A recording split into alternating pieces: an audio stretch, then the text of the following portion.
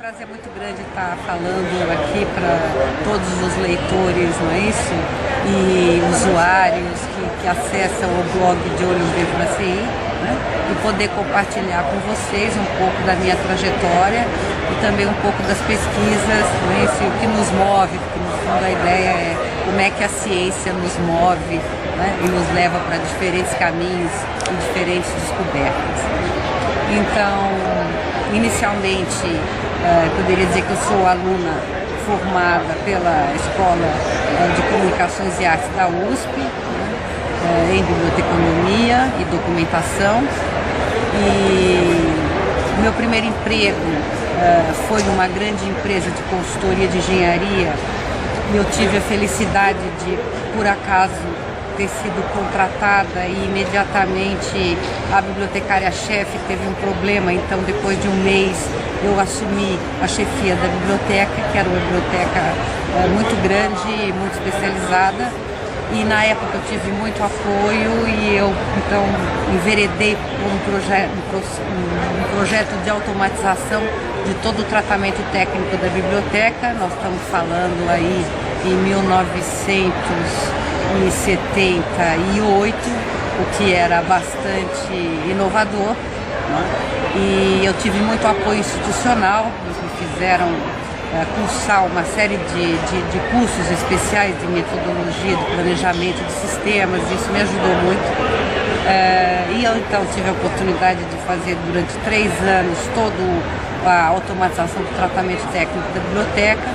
E ao final desse período eu fui convidada pela empresa a assumir a diretoria de departamento. Então era um departamento que estava sendo criado especialmente para ter toda a memória e a ter toda a documentação de relatórios técnicos, o que a gente chama tradicionalmente de literatura cinzenta, né?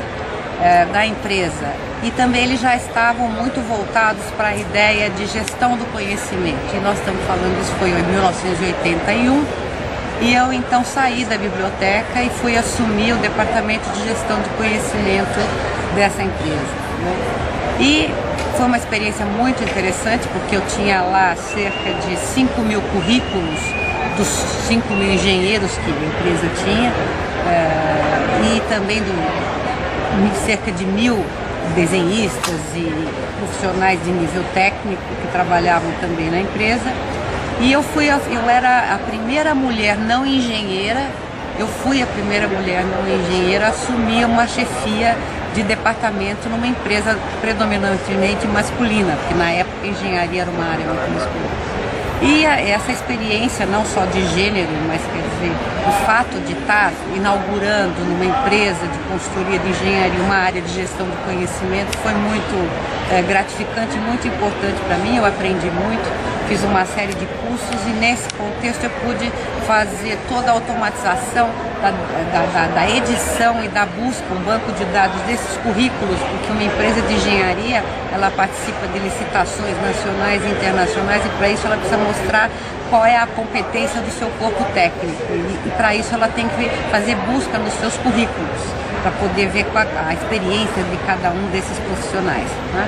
Então eu criei a edição automatizada e ao mesmo tempo um banco de dados para a busca desses currículos, e isso acabou virando a minha dissertação de mestrado. E depois da minha dissertação de mestrado eu acabei me apaixonando pela multimídia. Nós estamos falando em 1990, e nessa época eu tive a oportunidade de conviver com professores vindos de diferentes partes do mundo, porque era o começo da fundação da Escola do Futuro, que foi fundada pelo meu orientador à época, que é o professor Dr. Frederic Lito, que não é da área de biblioteconomia, era da área de cinema, rádio e TV, na Escola de Comunicações e Artes, mas que sempre teve um interesse muito transdisciplinar, porque ele inclusive fundou a Escola do Futuro, que não é uma escola, é um laboratório de pesquisa que investiga desde 1989 os profundos impactos que as tecnologias de informação e comunicação causam em ambientes de ensino-aprendizagem. Isso nós estamos falando pré-internet, né? Nem existia internet como nós conhecemos hoje em 89. Mas então eu pude, nesse contexto do início da Escola do Futuro, tomar contato com uma tecnologia revolucionária, o hipertexto, a possibilidade de você ter imagens, sons, movimentos e uma informação totalmente linkada ao conceito de links relacionais, né, aparecia no contexto de hipertexto, e isso me seduziu muito, porque eu achava que isso ia revolucionar a informação tradicional, tanto na forma, no conteúdo, como na forma. E aí então eu pedi demissão dessa empresa na qual eu era uma executiva e fui ser bolsista de doutorado do CNPq, o que é uma loucura, eu não aconselho a ninguém, mas de qualquer forma eu acho que me ajudou bastante e tem a ver com a minha trajetória. Então a partir de 90 eu já comecei a trabalhar muito na área do que eu chamo de comunicação, a convergência de comunicação, informação e educação, que eu acho que é um território onde eu tenho transitado desde o meu doutorado, né? O que para muitos ainda que não aceitam muito bem essa convergência, eles ficam tentando, né, achar esses domínios específicos. Então, mas o que você faz está no contexto da ciência da informação? Eu acho que sim. Está no contexto da educação também? Está no contexto da ciência da comunicação? Sim. Então, a Escola do Futuro me deixou muito claramente ver que o conhecimento é transdisciplinar, né? A gente às vezes está numa determinada área, ou porque você, de alguma forma, ela tem um domínio, mas isso não quer dizer que ela não possa trocar e não possa ser transversal a outros domínios do conhecimento também, né? Então essa experiência de transdisciplinaridade é uma prática diária nos últimos 23 anos da minha vida, que são os 23 anos que eu tenho estado de alguma forma ligada à Escola do Futuro desde 1990.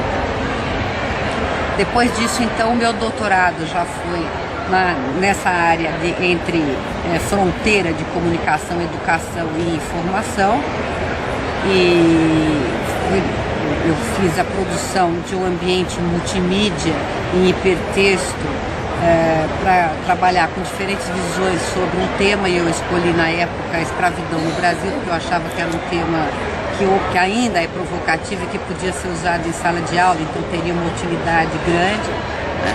E eu usei cenas de filmes brasileiros, de Debré e Rugendas, quer dizer, eu usei o potencial da multimídia exatamente para explorar o velho e o novo, o colorido e o preto e branco, diferentes narrativas, né, e visões absolutamente controversas sobre o mesmo fato, que é a escravidão.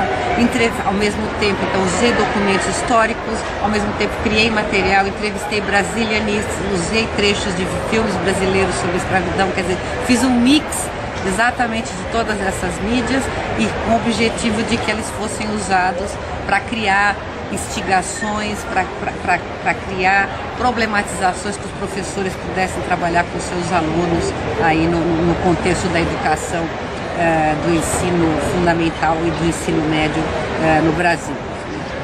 Na época o trabalho foi bastante inovador, porque as escolas estavam começando a ter, isso era um CD-ROM, né? As escolas estavam começando a receber esses materiais, mas depois disso, como um doutorado não precisa ser um trabalho de escala, né? Mas ele me deu essa experiência e esse expertise de poder olhar para diferentes formas, né, de documentos digitais e poder vê-los na sua plenitude e na sua interrelação. E a partir daí eu comecei a trabalhar com projetos de ambientes virtuais e de redes. Então, no contexto da Escola do Futuro ainda, eu coordenei os primeiros projetos de multimídia na educação da Escola do Futuro. Em 1995, então, meu doutorado foi defendido em 93.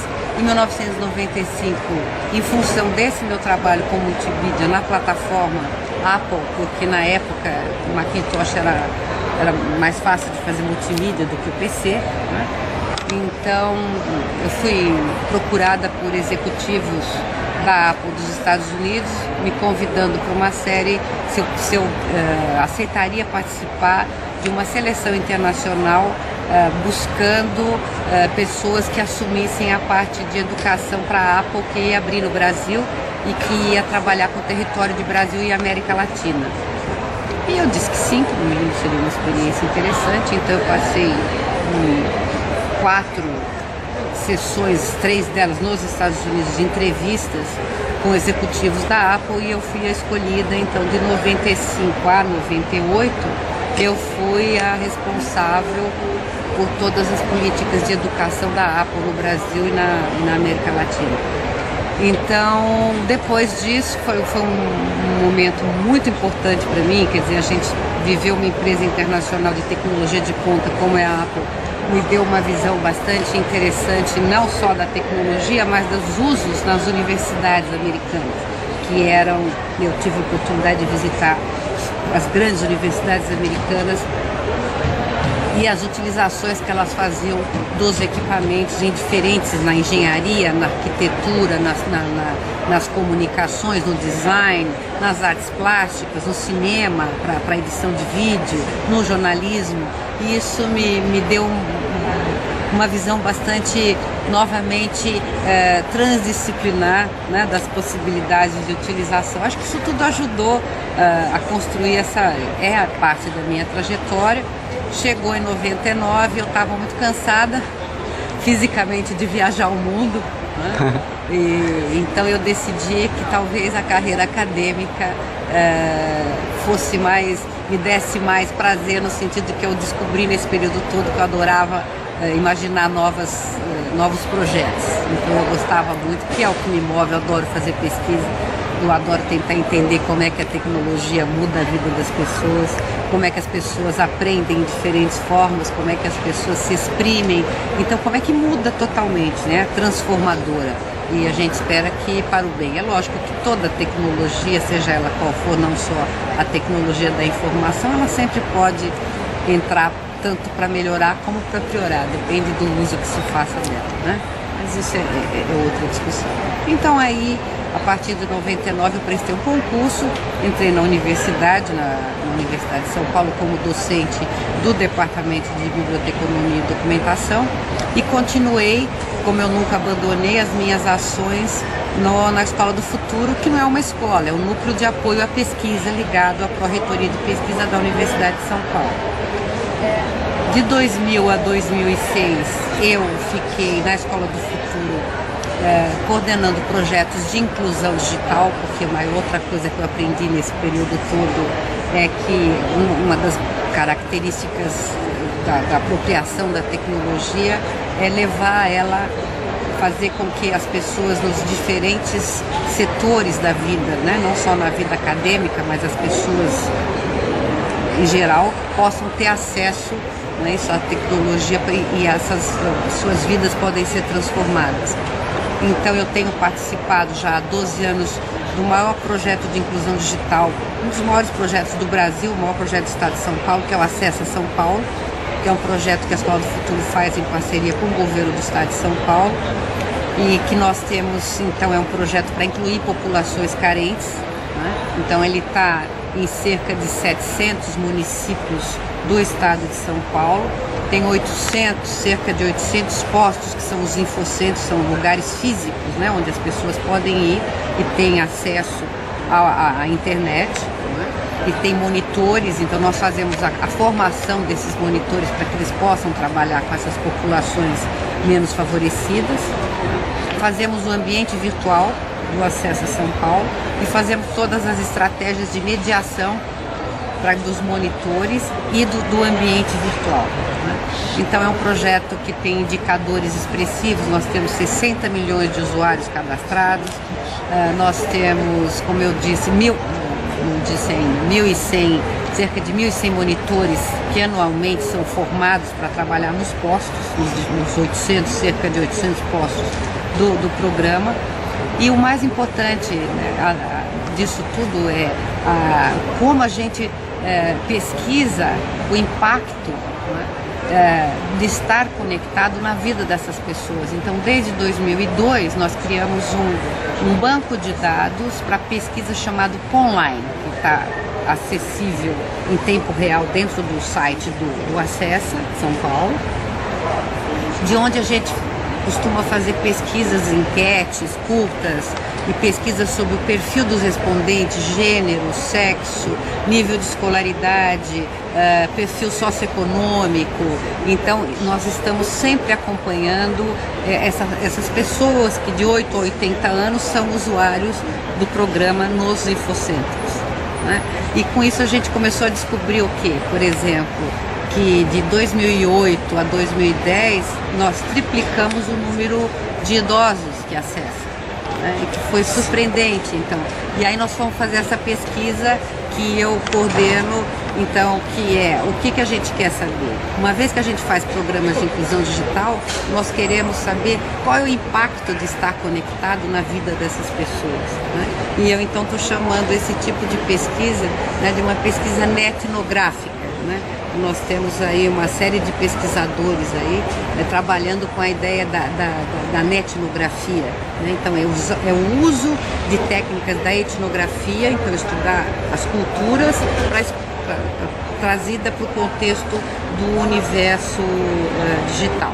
Para terminar então sobre a Escola do Futuro especificamente, nós acabamos de publicar um livro e até o fim do mês nós teremos o formato de EPUB, né, e e-book, de uma pesquisa que nós também fomos procurados para fazer pela Fundação Telefônica aqui no Brasil, e é uma pesquisa que mostra quais são os usos e apropriações de crianças e jovens no Brasil das 4 principais telas: TV, computador, games e celular, né?